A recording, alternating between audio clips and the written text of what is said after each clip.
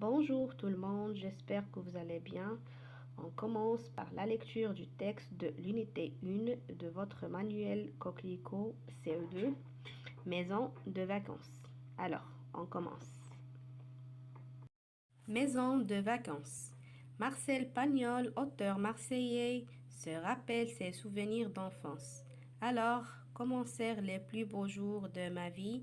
La maison s'appelait la Bastide Neuve, mais elle était neuve depuis bien longtemps. C'était une ancienne ferme en ruine, restaurée 30 ans plus tôt par un monsieur de la ville, qui vendait des toiles de tente, des serpillères et des balais. Mais la maison avait l'air d'une villa et il y avait l'eau à la pile, c'est-à-dire que l'audacieux marchand de balais avait fait construire une grande citerne accolée au dos du bâtiment. Aussi large et presque aussi haute que lui, il suffisait d'ouvrir un robinet de cuivre placé au-dessus de l'évier pour voir couler une eau limpide et fraîche. Il y avait aussi au rez-de-chaussée une immense salle à manger qui avait bien 5 mètres sur 4 et que décorait grandement une petite cheminée en marbre véritable. Un escalier qui faisait un coude menait aux 4 chambres du premier étage. Le jardin n'était rien d'autre qu'un très vieux verger abandonné et clôturé par un grillage de poulailler, dont la rouille de thon avait rongé la meilleure part, mais l'appellation de jardin confirmait celle de villa. On répète.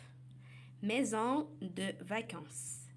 Marcel Pagnol, auteur marseillais, se rappelle ses souvenirs d'enfance. Alors commencèrent les plus beaux jours de ma vie. La maison s'appelait la Bastide Neuve, mais elle était neuve depuis bien longtemps.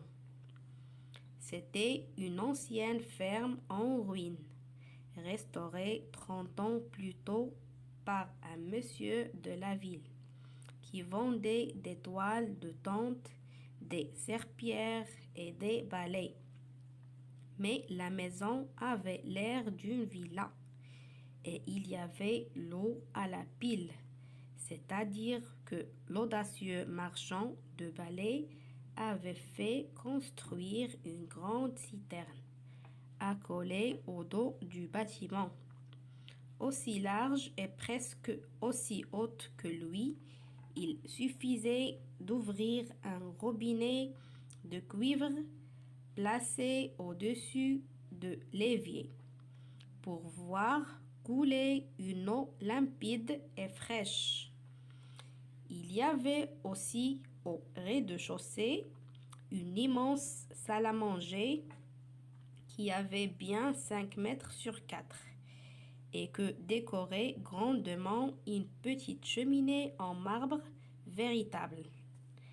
Un escalier qui faisait un coude menait aux 4 chambres du premier étage. Le jardin n'était rien d'autre qu'un très vieux verger abandonné et clôturé par un grillage de poulailler dont la rouille du temps avait rongé la meilleure part, mais l'appellation de jardin confirmait celle de villa. On répète pour la 3e fois. Suivez-moi. Maison de vacances. Marcel Pagnol, auteur marseillais, se rappelle ses souvenirs d'enfance. Alors commencèrent les plus beaux jours de ma vie. La maison s'appelait la Bastide Neuve, mais elle était neuve depuis bien longtemps. C'était une ancienne ferme en ruine, restaurée 30 ans plus tôt par un monsieur de la ville, qui vendait des toiles de tente, des serpillères et des balais. Mais la maison avait l'air d'une villa et il y avait l'eau à la pile, c'est-à-dire que l'audacieux marchand de balais avait fait construire une grande citerne accolée au dos du bâtiment. Aussi large et presque haute que lui, il suffisait d'ouvrir un robinet de cuivre placé au-dessous de l'évier pour voir couler une eau limpide et fraîche.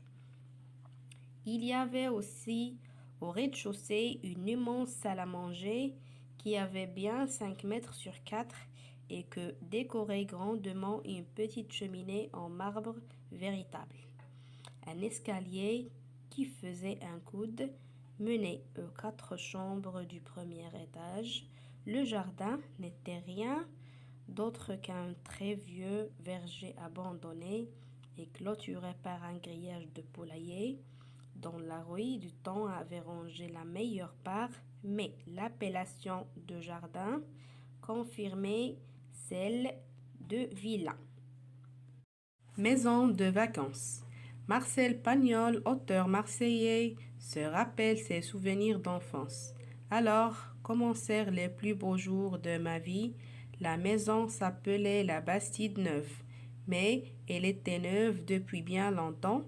C'était une ancienne ferme en ruine, restaurée 30 ans plus tôt par un monsieur de la ville, qui vendait des toiles de tente, des serpillères et des balais. Mais la maison avait l'air d'une villa et il y avait l'eau à la pile, c'est-à-dire que l'audacieux marchand de balais avait fait construire une grande citerne accolée au dos du bâtiment. Aussi large et presque aussi haute que lui, il suffisait d'ouvrir un robinet de cuivre placé au-dessus de l'évier pour voir couler une eau limpide et fraîche. Il y avait aussi au rez-de-chaussée une immense salle à manger qui avait bien 5 mètres sur 4 et que décorait grandement une petite cheminée en marbre véritable. Un escalier qui faisait un coude menait aux 4 chambres du premier étage. Le jardin n'était rien d'autre qu'un très vieux verger abandonné et clôturé par un grillage de poulailler, dont la rouille de temps avait rongé la meilleure part, mais l'appellation de jardin confirmait celle de villa. On répète. Maison de vacances. Marcel Pagnol, auteur marseillais, se rappelle ses souvenirs d'enfance. Alors commencèrent les plus beaux jours de ma vie. La maison s'appelait la Bastide Neuve, mais elle était neuve depuis bien longtemps. C'était une ancienne ferme en ruine, restaurée 30 ans plus tôt par un monsieur de la ville, qui vendait des toiles de tente, des serpillères et des balais. Mais la maison avait l'air d'une villa et il y avait l'eau à la pile, c'est-à-dire que l'audacieux marchand de balais avait fait construire une grande citerne accolée au dos du bâtiment, aussi large et presque aussi haute que lui. Il suffisait d'ouvrir un robinet de cuivre placé au-dessus de l'évier pour voir couler une eau limpide et fraîche. Il y avait aussi au rez-de-chaussée une immense salle à manger qui avait bien 5 mètres sur 4 et que décorait grandement une petite cheminée en marbre véritable.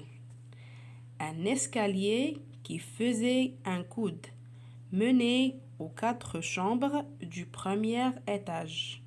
Le jardin n'était rien d'autre qu'un très vieux verger abandonné et clôturé par un grillage de poulailler dont la rouille du temps avait rongé la meilleure part, mais l'appellation de jardin confirmait celle de villa.